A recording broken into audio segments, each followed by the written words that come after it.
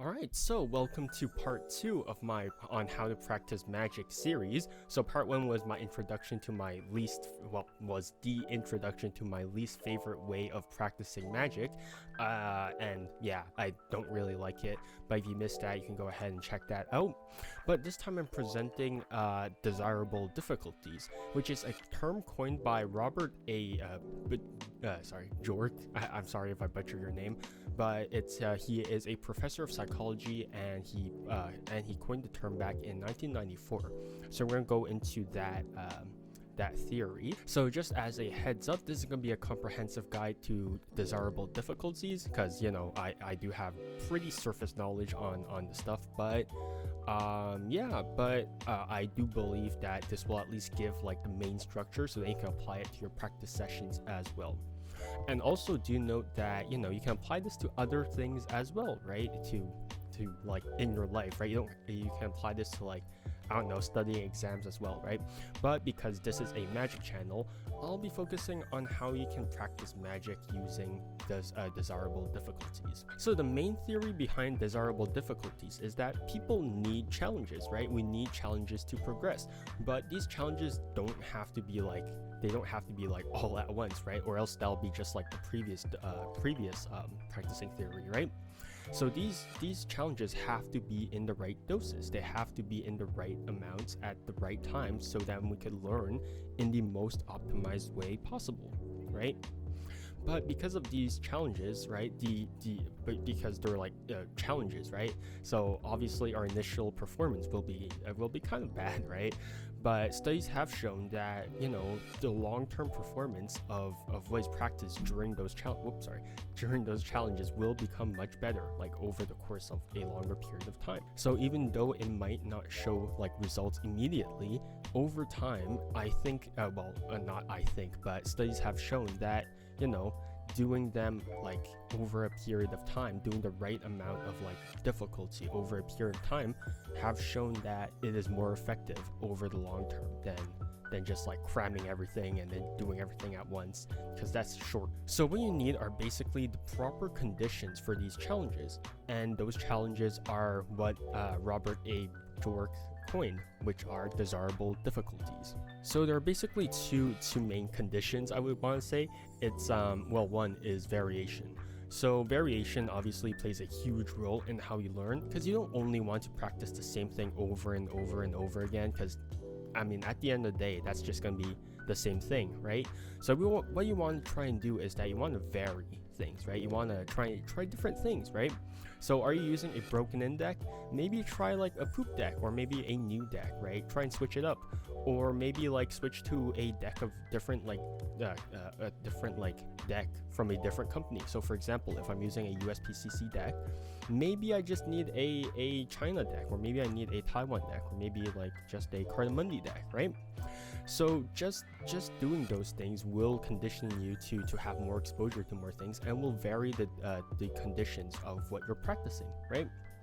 Or maybe just something as simple as, like, I don't know, changing the speed of the move that you're doing, or maybe just changing rooms, because obviously I think that once you look at your room long enough, you're like, I'm tired of looking at this, right? But just changing sceneries, I think, would be enough to trigger something, right? Or maybe again, in a magic context, maybe a triple or just a single lift, that might be better than a double lift in the long term, right? So just changing those conditions and the context of your practice just forces you to be a lot more active, right? It forces you to pay a lot more attention to what you're doing, which will allow you to practice more effectively. Notice how it didn't say efficiently, because efficiency is largely a different thing, but this is largely about effectiveness, and as we've known, this is very effective. So the very next condition is distribution. It's spacing, right? The timing of your practice sessions. So rather than cramming everything into one intense day, right, try spacing out your practices. So one example is, have you ever tried like studying for an exam last minute, and you just like remembered everything like at once, and then the next day you're like, I don't even remember what that exam was about?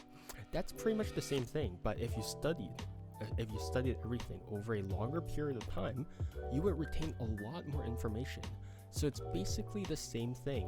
So one thing like an example that I give, and that's because I also did this sort of thing, is that every day I would spend an hour just riffle stacking, right? I would just spend like riffle stack it an hour, like, yeah. Like I would have like a set period of the day just dedicated to riffle stacking, right? So obviously that helped me build up my riffle stacking a lot more. But if I just did it like for an entire day, like for like 8 hours in a row, that would just benefit like short term. It wouldn't benefit long term. Or you can also do something like that's very similar to like working out, which is sets, right? So maybe 30 minutes of riffle stacking, 30 minutes of like double lifts, 30 minutes of a very specific color change. So you could do that as well. But the important thing is that you have to space out your practice sessions over a longer period of time rather than cramming everything at once. So the main two takeaways behind this practice session is two conditions. So the first condition is obviously variation, right? You have to vary the circumstances and the context and how you practice here and there, just to make sure that you don't become rigid in how you practice. The second thing is spacing and / timing, right? You have to make sure that you space out your practice sessions and don't cram them all to one single day, because if you just cram them all to one single day, you're not going to retain much. I mean, I guess you will, like, initially, right, for a small period of time, but it's not gonna matter that much. So practicing effectively is extremely important, right? That's why I'm making these videos, right? I've seen a lot of people who have done magic for years, and sometimes they get outmatched by like younger people. I mean, it also helps that younger people are like younger, so they retain information better. But also younger people, like sometimes they do tend to practice more efficiently. So yeah. But one thing that I can say is that people do learn at different speeds. But I think that learning effectively can help compensate for those sort of like different learning speeds, right? So that's going to be it for desirable difficulties. I do use this quite a bit to practice on my own, and I hope that you take into consideration this and don't cram everything in one single day, because that will not help you. But the last part is going to be something that I probably should have put in part 1, but it's going to be the difference between deliberate and regular practice, because that does play an immense role in how you practice. So yeah, on to the last part.